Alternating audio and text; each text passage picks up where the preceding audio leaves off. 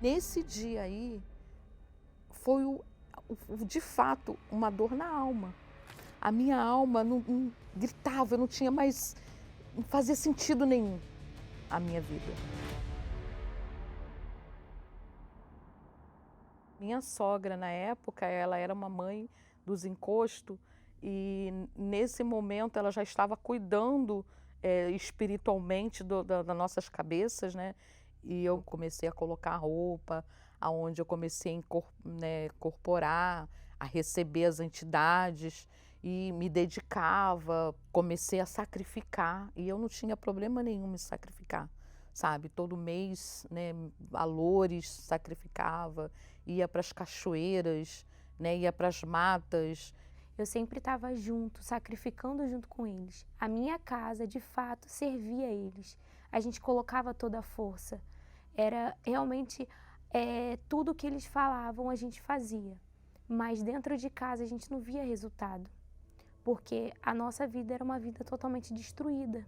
Era uma vida onde meus pais sempre estavam bebendo, era discussão.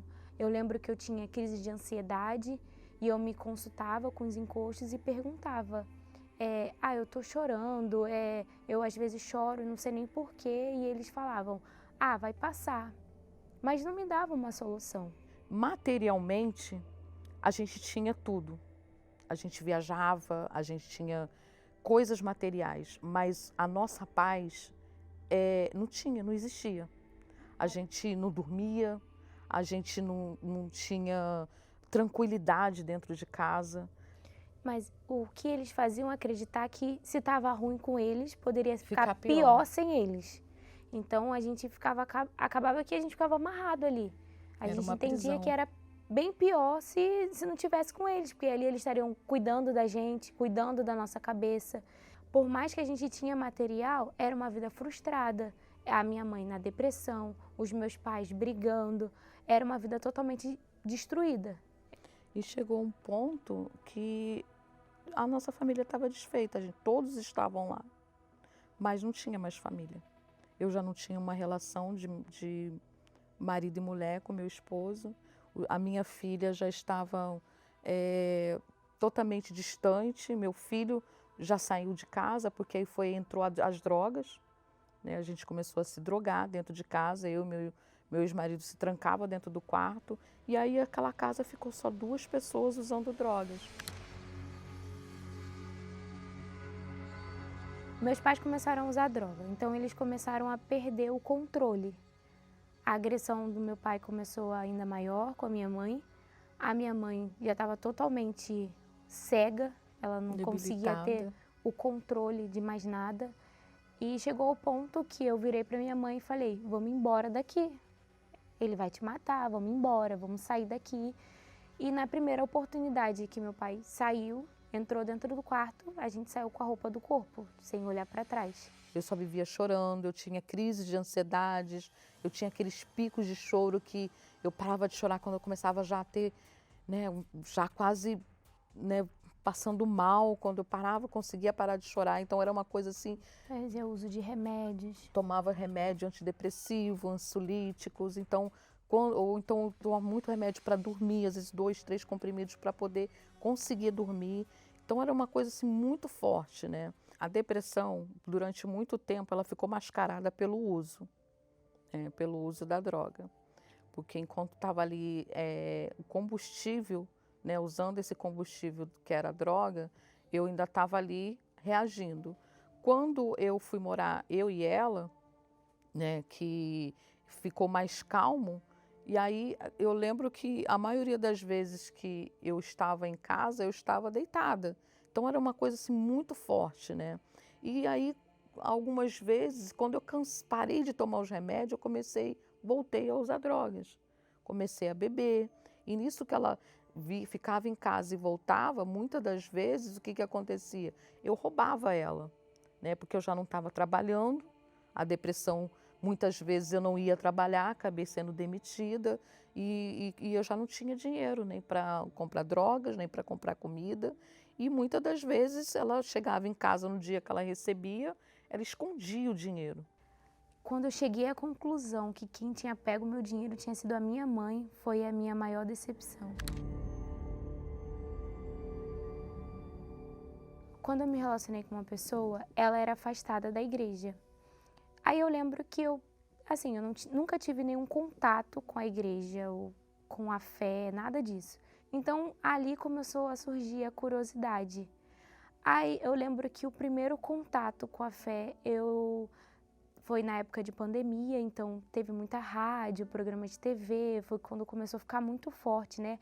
As reuniões passarem, e eu comecei a ouvir. E eu lembro que eu ouvi o Bispo Renato e a Dona Cris falando sobre a terapia, falando justamente aquilo que eu nunca vi na minha vida, sobre casamento, sobre relacionamento, e eu nunca vi isso na minha casa, nunca tinha visto isso na minha família. Então aquilo foi como, assim, tivesse aberto os meus olhos. Tudo que eu busquei a vida toda, na primeira reunião, Deus já tinha me dado, sabe, uma amostra grátis. Eu já tinha ficado muito feliz na primeira reunião. Eu saí tão feliz, aí eu falei, não, eu preciso voltar. Aí eu lembro que na segunda semana eu falei, eu preciso me batizar. Eu já tinha largado tudo. Porque eu não tive dificuldade de obedecer, porque eu já sacrificava. Eu via minha família sacrificar todos esses anos, só que no altar errado. Então, tudo que o altar falava, tudo que o pastor falava, eu fiz.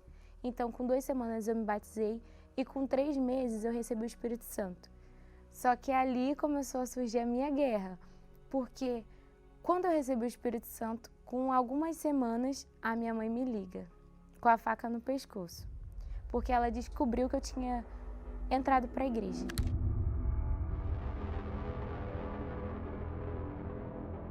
Eu me lembro perfeitamente, assim, desse dia, né? Eu estava muito deprimida. O mal falava na minha mente exatamente que eu não tinha mais jeito, que a única solução era a morte, que eu tinha perdido meu casamento, que eu tinha perdido os meus filhos. E aí, quando ela me falou isso, eu falei, pronto. Aí eu peguei e comecei a catar alguma coisa em casa, eu já tinha me cortado, aí eu peguei e falei, não, vou pegar essa faca e vou me matar. Falei, olha, se você não sair dessa igreja agora, eu vou me matar. Podia ser qualquer igreja, menos Universal. Por quê? Porque eu não gostava do Bispo Macedo, eu achava que o Bispo Macedo era o anticristo. E aí ela falou meia dúzia de palavras que eu não me lembro que ela falou, né? E aí, um determinado dia, a Vívia começou a me insistir para eu ir para a igreja. E aí, esse vamos, soou para mim como uma atenção. Vou lá, vou com ela, né? Mas esse vou com ela, tipo, aí eu comecei a rodar outras igrejas, outras denominações, para falar, eu vou conseguir uma igreja boa e vou tirar ela da Universal.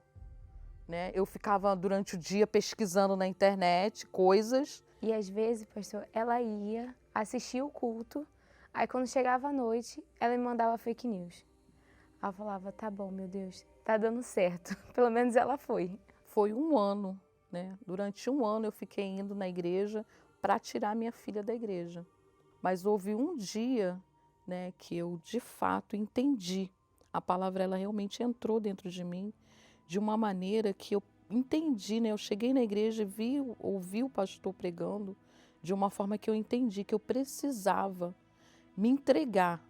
Eu tinha ouvido falar do Espírito Santo, né? E que se eu não entendesse que eu precisava me entregar e ter esse encontro com Deus, que ia ser questão de tempo, que eu voltaria àquele inferno que eu saí. Né? Porque até então eu já tinha deixado de fazer algumas coisas, né? E eu já tinha sentido uma pequena paz, mas que eu podia receber mais do que aquilo. Né? E foi quando eu comecei a buscar, né? E aí foi quando eu deixei no altar tudo, as drogas, né? O meu desejo de usar droga, o meu maço de cigarro, deixei uma bolsa de remédios, né? Remédios de depressão, né? Antissolítico, remédio para dormir, depressivos, tudo eu deixei lá no altar. E veio uma fogueira santa, onde eu me entreguei, né? De fato. Eu me derramei no altar E falei com Deus, eu fui sincera com Deus, né? E falei com Deus que eu precisava me entregar, eu precisava trocar o meu espírito, eu precisava que Ele me desse o espírito dele, porque aquela pessoa que existia precisava ser mudada, sabe? Então eu botei toda a minha força, tudo que eu acreditava eu coloquei ali naquele altar. E foi tão forte aquele momento que eu senti o abraço de Deus, sabe? E ali eu me senti realmente filha de Deus. O que eu o tempo inteiro me sentia órfã, ali eu já estava me sentindo assim, pela primeira vez, filha.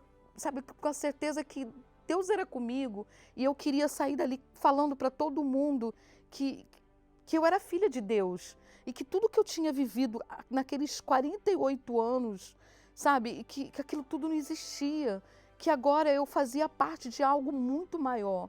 Então, assim, quando se trata assim de salvar uma alma, eu vou com toda a força, porque eu sei o que aquela alma está vivendo. Quando eu vejo uma pessoa depressiva, uma pessoa que quer se matar, eu sei o que ela está sentindo.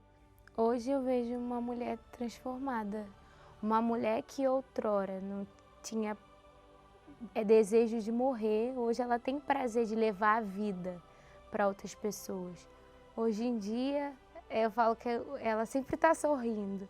E não é algo forçado, pelo contrário, é a alegria do Espírito Santo. Eu vejo, de fato, ela sabe o quanto ela é especial para mim, porque eu vejo, de fato, os frutos do Espírito Santo nela. Tudo eu resolvo no altar, né? Eu sou fruto do altar, né? Tudo que hoje assim, eu não busco ninguém, eu não busco pessoas, né? Eu busco o altar, né? Tudo eu resolvo no altar, porque é dali que eu tiro a minha força.